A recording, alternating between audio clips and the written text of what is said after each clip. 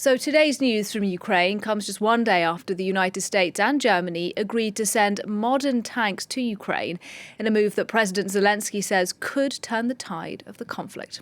To talk about that, our chief foreign editor, Rob Parsons, is with me. And Rob, how big a moment do you think this is? No, it's huge. There's no doubt about it.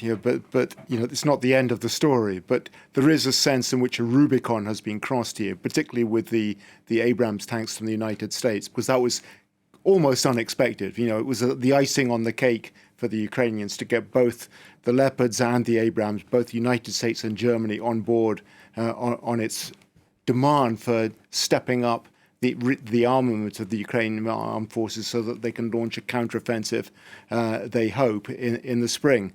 But there are two key elements to that. One of them is the numbers, and the other is the timing.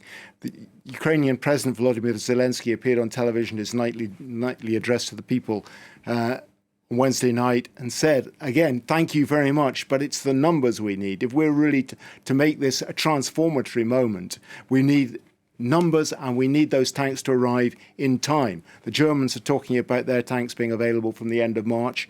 That would probably just about work. The British are talking about their Challenger tanks arriving about the same time too. The Abrams tanks, however, probably won't arrive till later on in the year. So an awful lot depends on what other countries step up to the mark. And already we're seeing quite a few do so, with the Finns, obviously the Poles, they pushed the Germans very early on, but the Spanish too, Canadians, Norwegians, perhaps the Swedes as well. So it's getting to the point, at least, where you can see perhaps the Ukrainians having about 100 Leopard tanks. Not what they're asking for. They're asking for 3 times that number at the very least.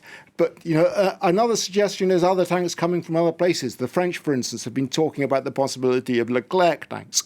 The problem with that, as the French themselves have pointed out, is you don't really want the Ukrainians training on several different battle tanks. It's confusing enough as it is having to learn one system. To learn 3 or 4 systems could make life very difficult for the Ukrainians. And at the same time, they're pressing for more as well. They really do see this as being a turning point. They've got through tanks. That was the big obstacle. Now they're talking about F-16 fighter jets.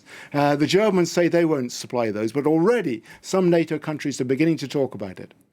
What about the response from Russia? Because you heard from Emmanuel Chaz there about the intense barrage of attacks this morning. Do you think that is a direct response by Russia to the news of these tanks? No, I don't think so. It's tempting to think that is the case, because it comes so soon after the decisions by the Americans and the Germans. But it takes quite a long time to plan these missile attacks, to settle on what your targets are going to be, and so on. So, it's very unlikely. This is the 13th of one of these waves of missile attacks by the Russians since October.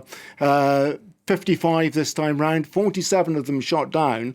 That's quite a successful rate for the Ukrainians, and does suggest that they are beginning to integrate the Western air defense systems that everybody's been talking about. And there are more to come, more Patriot systems to come from the Germans and from the Americans. So, they must feel happy, at least, that the air defense of the country is beginning to improve. But no, I don't think that this is something that the Russians decided in a fit of pique to rain down on Ukraine. They had this planned in advance.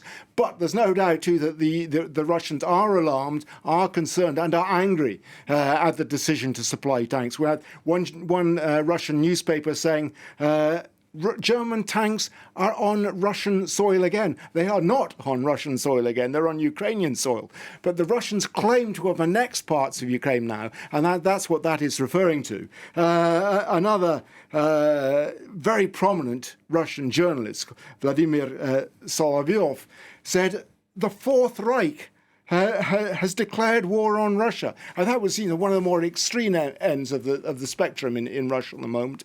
But in politics too, key people in the Russian political system talking about this being a turning point. All right, well, we'll see what happens. Thanks very much indeed, Rob Parsons, there, for your analysis.